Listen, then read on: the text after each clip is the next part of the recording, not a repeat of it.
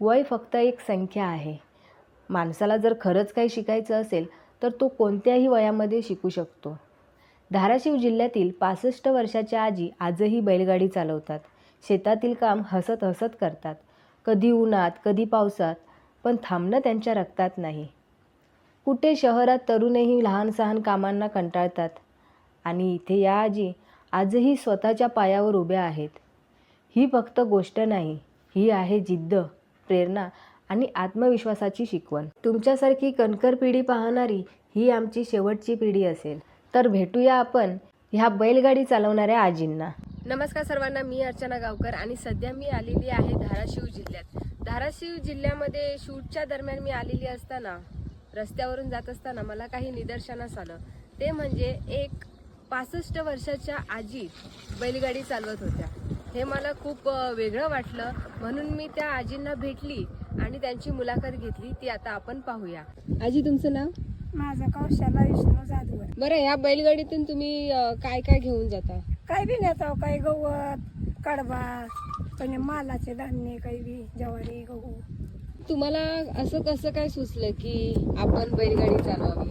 आमचा मुलगा एकटा आहे, मग त्याच्या मागं 12 कामं असतात.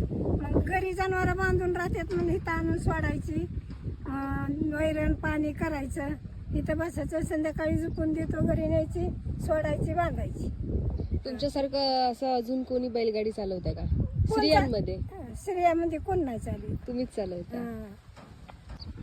आजी चष्मा घाला, मस्त डॅशिंग दिसले पाहिजे.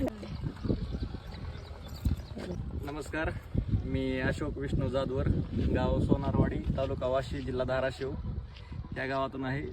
शेती हा व्यवसाय करतो आणि मला वडील नसल्यामुळं माझी आई 65 वर्षाची आहे, तरी पण मला शेतामध्ये खूप मदत करते. बैलगाडी नेणे आणण्यामध्ये खूप मदत करते आणि एवढं वय, तिचं 65 वर्ष वय असताना पण ती मला मदत करते, याचा मला खूप अभिमान आहे. आमच्या परिसरामध्ये दुसरी कोणी महिला बैलगाडी चालवताना दिसली नाही आणि माझी आई मला खूप मदत करते. बैलगाडी ने आण करण्यामध्ये, शेती कामामध्ये मदत करते, याचा मला खूप अभिमान आहे. मग त्याला शिकवलं कोणी? शिकायला काय, बैल चांगले आहेत, गरीब बैल आहेत. अच्छा, बैल मी झोपून देतो, इथं आले की आल्याच्या नंतर सोडतो, इथून झोपून दिले घरापर्यंत जाऊ तर व्यवस्थित जातात एकदम. हा, बैल मस्त आहेत. वाहन आली तर आकडायचं, लांबवायचं, कळतं आपल्याला. इकडून वाहन आली तर इकडाचा आकडायचा, इकडून वाहन आली तर इकडाचा आकडायचा, व्यवस्थित चालते. आम्ही तुतीची लागवड केली, त्याच्यापासून ही रेशन तयार होतं. आता सर्व लॉट संपलेला आहे. सगळे लोट संपले, आता 20 तारखेला येणार आहे. बरं, ही शेती करावीशी असं का वाटलं किंवा कोणी मार्गदर्शन केलं की असं कधीपासून करताय हे? शेती थोडी आहे, लय मोठा शेत नाही, थोडं शेत आहे, मग ह्याच्यात बागत नाही, मग काहीतरी जोडधंदा केल्याशिवाय पोट भरत नाही. अच्छा, मग हे किती वर्ष करताय? आम्ही आता या ना तुम्ही. 2 वर्ष होऊन गेली. 2 वर्ष झाली हे करताय. ह्या व्यतिरिक्त अजून कुठली शेती करता तुम्ही?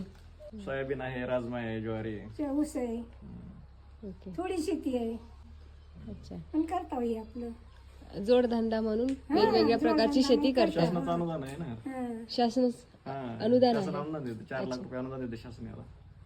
ओके.